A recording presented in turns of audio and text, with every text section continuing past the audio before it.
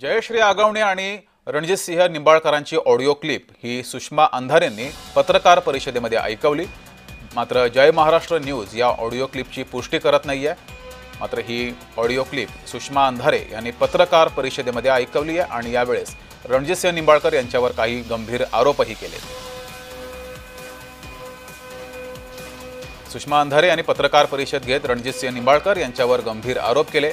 फलटणमध्ये त्यांची दहशत कशी आहे, कसे गुन्हे घडतायत या संदर्भात सुद्धा त्यांनी भाष्य केले। यावेळेस त्यांनी एक ऑडिओ क्लिप ऐकवली। मात्र या ऑडिओ क्लिपची जय महाराष्ट्र न्यूज चॅनल पुष्टी करत नाहीये। ही ऑडिओ क्लिप सुषमा अंधारे यांनी पत्रकार परिषदेमध्ये ऐकवली। जयश्री आगवणे आणि रणजितसिंह निंबाळकर या दोघांमधील ही ऑडिओ क्लिप आहे। तर नेमकी ही ऑडिओ क्लिप काय आहे ती पाहूया। हॅलो, दादा मी जयश्री बोलते।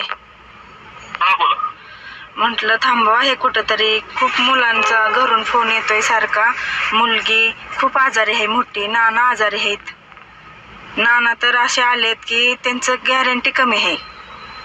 मला सांगा, थांबवायचं कोणी कोणाला थांबवायचं आहे का? परवा दिवशी मी तुम्हाला बोललो, माझ्या जेवढ्या तक्रारी तुम्ही दाखल केलं, हा किती तक्रारी दाखल केल्या तर लिमिट आहे काय? किती आता मी काय बघितलं नाही दादा। थांबवा आपण, तुमच्या हात आता तुम्ही कुठेतरी मिटू आपण, येऊ देत। मी काय म्हणते, मी शब्द देते तुम्हाला, त्यांना बाहेर येऊ द्यात, मी स्वतः समोर घेऊन येते त्यांना।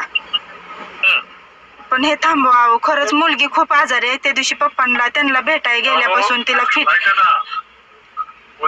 मला सांगा, सुरुवात कोणी केली? दादा तुम्ही मोठे आहे, तुम्ही आपण आज एकत्र राहिलो, एकत्र 10-12 वर्ष झालं आज आपण एकत्र काढलेत। ऐका वहिनी, बरोबर बसून मला अटक करा म्हणून मी बसले कडे।